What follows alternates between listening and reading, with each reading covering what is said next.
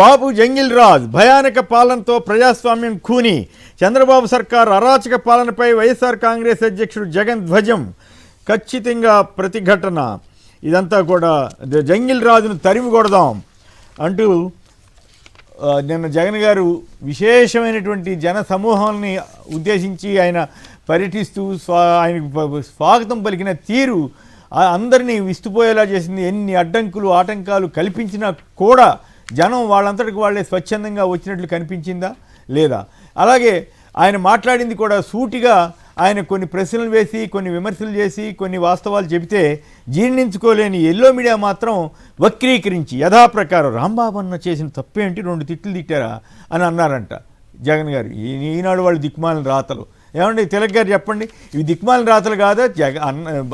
రాంబాబు అన్న మీద దాడి చేశారు, బూతులు తిట్టారు, దానికి రియాక్షన్గా ఆయన మాట్లాడారు. అయినా కూడా పెద్ద మనిషిగా విజ్ఞతగా ఆయన వెనక్కి తీసుకున్నాడు అని చెబితే అది కాకుండా ఇట్లా రాయటం అది ఒక యాంగిల్. ముందుగా జనం వచ్చిన తీరు ఎక్కడికక్కడ చెక్ పోస్టులని అవని బీభత్సంగా అడ్డుకోవడానికి ప్రయత్నించినా జనం ఎందుకు వచ్చారు? ఇదంతా కూడా జనం చంద్రబాబు పాలన ఆటవిక పాలన రాజ్యంగా మారింది, చంద్రబాబు పవన్ కళ్యాణ్ లోకేష్ల పద్ధతులు బాగోలేదనే అభిప్రాయంతో వచ్చారా, లేక కేవలం జగన్ గారి మీద అభిమానంతో వచ్చారా, లేదా 2 కలిసి వచ్చారా? తిలక్ గారు. కేసరేరు ప్రజల్లో తీవ్రమైన వ్యతిరేకత ఉన్నప్పుడు వాడు సాధారణంగా ఏంటి ఇటువంటి సందర్భాల్లోనూ లేకపోతే ఎన్నికల సమయంలోనూ వాడు అసంతృప్తిని వ్యక్తం చేస్తారు. అది కేవలం అభిమానం అయితే వాడు పెట్టే సభలకు మాత్రం పరిమితం అవుతూ ఉంటాడు. ఇక్కడ పోలీసు ఆంక్షలను ధిక్కరించి రోడ్డు మీద రావడం, వెహికల్స్ మీద రావడం, ఎక్కడా కూడా పోలీసులు కూడా ఖాతరు చేయకుండా జగన్ గారిని ఫాలో అవడం. ఇందాక ఎవరో మిత్రుడు అంటున్నారు, నేపాల్లో జన్ జెడ్డా వచ్చింది కదా, అట్లా ప్రజలంతా రోడ్డు మీదకి వచ్చి తమ నిరసన వ్యక్తం చేసిన తీరు కనిపించిందని ఒక ఆయన వారు వ్యాఖ్యానించారు. అఫ్కోర్స్ ఆ స్థాయిలో మనం పోల్చకూడదేమో కానీ, బట్ ఆ రకమైన స్పిరిట్, ఈ ఆటవిక పాలన ఏంటి అన్న కోపంతో కూడా జనం రగిలిపోతున్నారనే భావన కలుగుతుంది కదా. ఇప్పుడు ఒకటి ప్రభుత్వం చేస్తున్నటువంటి నిరంకుశ పద్ధతుల్ని ప్రజలు ఎంతగా ఛేదరించుకుంటున్నారనేది బయటికి రాదు కదా. ఎవరు రాసేవాళ్ళు ఎవరు, మీడియా మొత్తం వాళ్ళదే 90%. అది ఎప్పుడు ఎక్స్ప్రెస్ అవుతుంది? ఇటువంటి సందర్భాల్లో బయటకు వస్తుంది. అదే జరిగింది. రెండోది, జగన్ గారి పట్ల అభిమానం ఉండొచ్చు, కానీ ప్రభుత్వం చేస్తున్న పనుల మీద వ్యతిరేకత ఉంటే ఇంత తీవ్రమైన వ్యతిరేకత కనిపిస్తుంది. అది బహిరంగంగా కనిపిస్తుంది. అది చాలా స్పష్టంగా కనపడింది. రెండోది, మొన్న తెలుగుదేశం పార్టీ ఎమ్మెల్యే ఆ రోజు దాడులకు నాయకత్వం వహించినటువంటి ఎమ్మెల్యే జగన్ గారి పర్యటన అడ్డుకుంటామని కూడా స్టేట్మెంట్ ఇచ్చారు. అడ్డుకోవడమే కాదు, దారి ఖర్చులు కూడా రావు, మీరు వస్తే కనుక అన్నట్టుగా అన్ని చోట్ల దాడులు జరుగుతాయని ఇండికేషన్ ఇవ్వటం, అసలు జనం ఎవరు రారన్నట్టుగా మాట్లాడటం. ఇప్పుడు చూసిన తర్వాత ఆవిడ ఏమంటారనేది, ఆవిడ కానీ చంద్రబాబు గారు కానీ పవన్ కళ్యాణ్ గారు కానీ ఏమంటారని ఇప్పుడు సోషల్ మీడియాలో ప్రశ్నలు వేస్తున్నారు జనం. నేనేమంటానంటే, అక్కడ ఎమ్మెల్యే గల్లా మాధవ్ గారు కొత్తగా రాజకీయాల్లోకి వచ్చారు. ఆవిడ చైల్డిష్ గా మాట్లాడుతున్నారు తప్ప ఆవిడకి రాజకీయాల పట్ల అవగాహన కానీ ఉందాతనం కానీ ఉన్నట్టుగా నాకు అనిపించడం లేదు. ఆవిడ మాటలు అలాగే తీసుకుంటాను నేను. లేకపోతే ఒక నాయకుడు వస్తుంటే రోడ్డు మీదకి వస్తుంటే అడ్డుకుంటామని ప్రకటన చేయటం ఏంటి?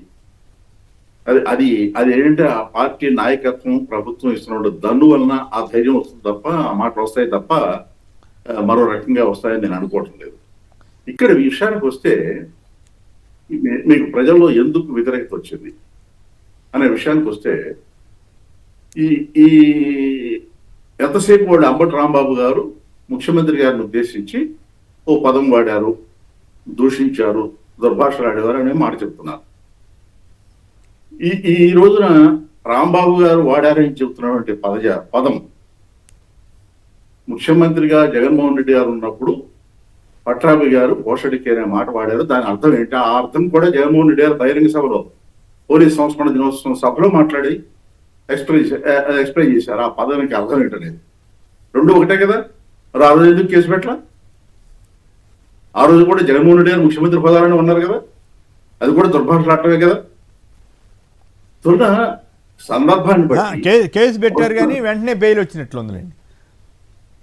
కాదండి ఇప్పుడు ఇక్కడ కాదు పట్టాభి అయింది ఇష్యూవే కాదు, అసలు చంద్రబాబు గారే నీ పుట్టుకే తప్పుడు పుట్టుకని ఇంకా చాలా రకరకాల వ్యాఖ్యలు, సైకో లోకేష్ గారి బూతులు, పవన్ కళ్యాణ్ గారి బూతులు ఇప్పుడు వీడియోలు చాలా రోజు వేయాల్సి వస్తుంది. మాకే విసుగొస్తుంది, వినాలంటేనే ఇబ్బందికరంగా ఉంటుంది. అలాంటి మాటలు మాట్లాడిన తెలుగుదేశం పార్టీ వారు ఇప్పుడు అంబటి రాంబాబుని తప్పుపడుతున్నారు. ఆయన ఓపెన్గా చెప్పిన తర్వాత కూడా అది పాయింట్. అసలు విషయాలను వదిలేసి ఆవిడెవరో మహాతల్లి ఎగబడుతూ బండబూతులు తిట్టింది, ఇంతకంటే ఘోరమైన బూతులు తిడితే మరి ఆవిడ మీద కేసు ఎందుకు పెట్టలేదు? ఇప్పుడు ఒకటండి, రాంబాబు గారు పదం వాడినందువల్ల ఆయన క్షమాపణ చెప్పాడు ప్రెస్ మీట్ పెట్టి. అవును, ఏనాటినా చంద్రబాబు నాయుడు గారు కానీ, లోకేష్ గారు కానీ, పవన్ కళ్యాణ్ గారు కానీ వాళ్ళు వాడిన పదజాలానికి క్షమాపణ చెప్పారా? ఏనాడు చెప్పలేదు కదా. అవును, ఎలా క్వశ్చన్ చేస్తారు ఇవాళ? అసలు ఈ సమస్య అంతటికీ మూల కారణం ఎవరు? చంద్రబాబు నాయుడు గారు వాడు పార్టీ మీటింగ్ లోనో, ప్రభుత్వంలోనో, కేబినెట్ లోనో మాట్లాడుతూ రాష్ట్రంలో హింస సృష్టించడం కోసం వైసీపీ ప్రయత్నం చేస్తోంది అని చెప్పి ఆరోపణ చేశారు. కేసరి గారు ఒక్క నిమిషం టైం ఉన్నాక, ఎందుకంటే మళ్ళీ సందర్భం రాదు.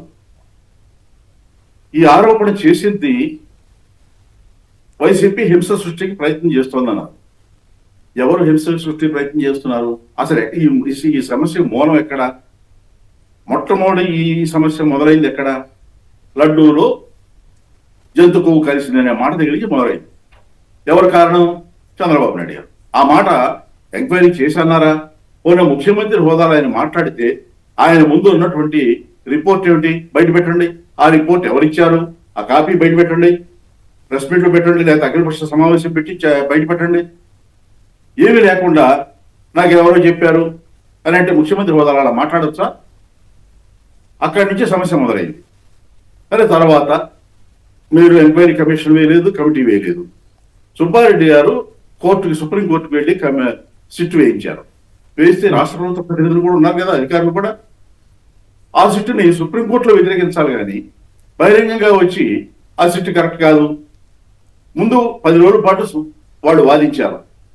ఏమని? సిట్లో వైసీపీకి వ్యతిరేకంగా ఉంది, జంతుకు కలిసిందని. మరి ఆ అభిప్రాయం మీకు ఉన్నప్పుడు మళ్ళీ సిట్ ఎందుకు, మళ్ళీ కమిటీ చేస్తానని మీకు చెప్పారు అంటే సిట్ విషయంలో మీరు చెప్పిన అబద్ధాలనే కదా.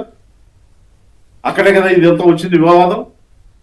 సుప్రీంకోర్టు సిట్ ఎప్పుడైతే ఇచ్చిందో దాని గురించి మీరు వివాదం చేయకపోతే ఈ గొడవ వచ్చేది కాదు కదా. ఆ తర్వాత మీరు ఫ్లెక్సీ పెట్టడం ఏంటి?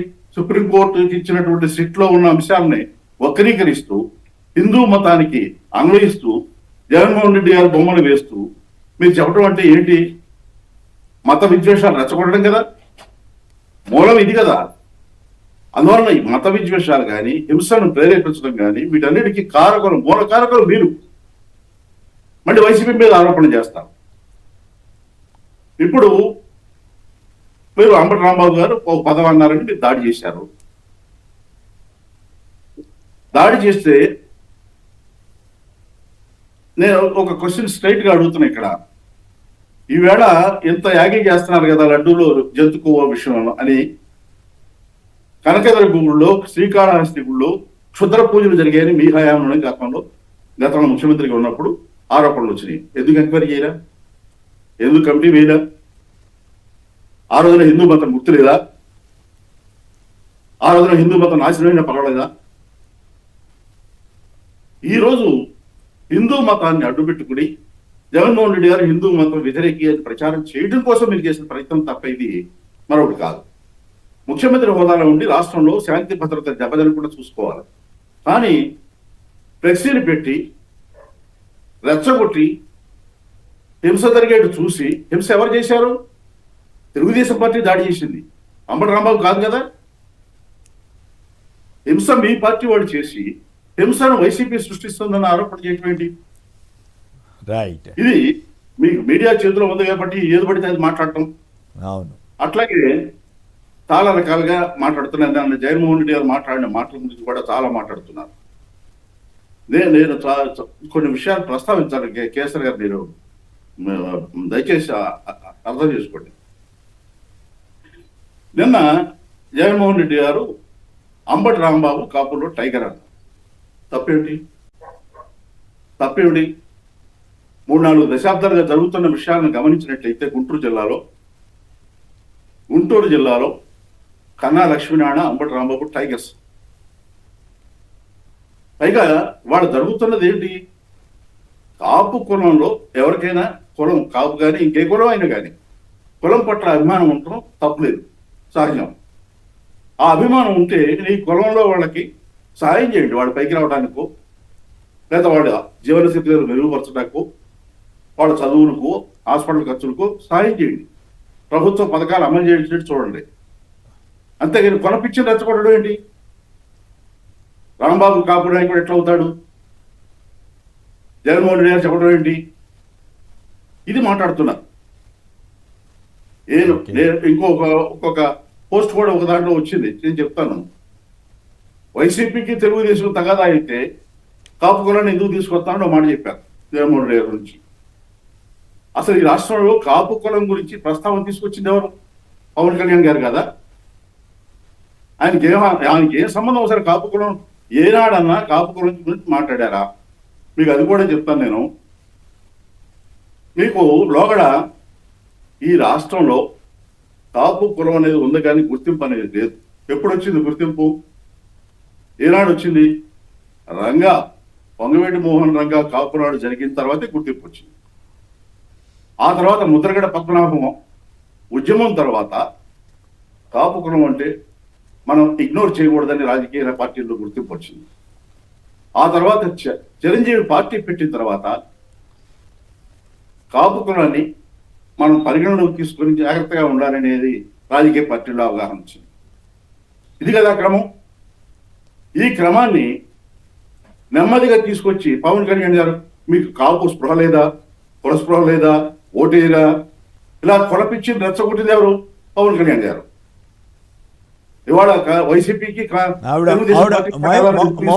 మౌనిక డైరెక్ట్ గా పవన్ కళ్యాణ్ గారిని అడిగింది కదా, కాపు ఆడబిడ్డల మీద దాడి జరిగితే నువ్వు కనీసం మాట్లాడవా, స్పందించవా అని కూడా అడిగితే కూడా సమాధానం చెప్పలేకపోయారు కదా. ఇంతవరకు ఎక్కడ మాట్లాడినట్లు అనిపించలేదు కదా. ఇంకొక పాయింట్ ఏంటంటే కన్నా లక్ష్మీనారాయణ గారు ఒక టైగర్ అయితే అయిండొచ్చావు, కానీ ఇప్పుడు అంబటి రాంబాబు గారు చేసిన వ్యాఖ్య విన్నారు కదా. ఆయన వెళ్ళి చంద్రబాబు గారు ఒళ్ళో కూర్చున్న తర్వాత కూడా టైగరే అనుకుంటున్నారా మీరు? ఇప్పుడు ఒకటండి, ఇది రాజకీయాలకు సంబంధం లేదు. చంద్రబాబుతో కూర్చున్నాడు అనుకోవడం కాదు. అప్పుడు కులంలో నేను సంగతి నేను చెప్పేది. ఓకే. ఇప్పుడు ఇంకోటి చెప్తానండి. మీకు ఎవరు కాపులకి న్యాయం చేశారు? వాడ చంద్రబాబు, జగన్మోహన్ రెడ్డి గారు ద్రోహం చేశారంటున్నారు. నేను మొదటి నుంచి చెప్తాను. వంగవీటి మోహన్ రంగా గారు హత్య జరిగిన తర్వాత కొన్ని వందల మంది పోలీసుల్ని కాపు కులానికి సంబంధించిన వాడు రంగాకి మద్దతుదారులనే ఆరోపణ ముద్ర వేసి ఈ జిల్లా నుంచి ట్రాన్స్ఫర్ చేశారా లేదా? ఎవరు చేశారు? అప్పుడు అధికారంలో ఉన్న పార్టీ ఏది? ఆ తర్వాత వంగవీటి మోహన్ రంగా మరణం తర్వాత జరిగినటువంటి హింసలో సంబంధం ఉందని చెప్పేసి కొన్ని వందల మంది మీద కేసులు పెట్టారు. ఆ కేసులన్నీ ఎత్తేయించి ఎవరు? ముద్రగడ పద్మనాభం గారు, మరి చెన్నారెడ్డి గారు గవర్నమెంట్ లో ఉంటే పట్టుబట్టి కేసులు ఎత్తేయించారు. పవన్ కళ్యాణ్ గారు అక్కడ మాట్లాడారా?